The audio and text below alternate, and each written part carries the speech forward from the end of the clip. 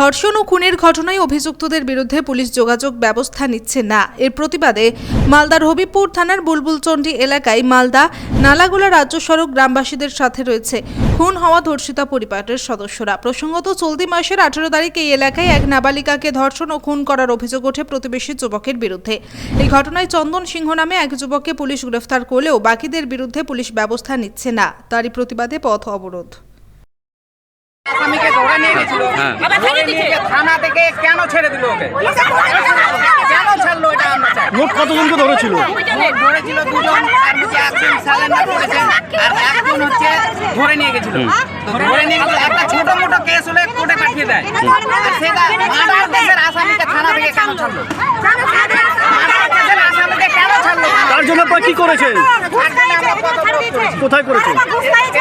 আপনার দাবি কি? আমাদের দাবি যাকে ছেড়েছে ওকে ধরে ওরও যেন ফাঁসি হয়, আর যে স্যালেন্ডার করেছে ওরও যেন ফাঁসি হয়, আর যে ধরা করেনি ওকেও যেন তাড়াতাড়ি বের করে। আপনার নাম কি?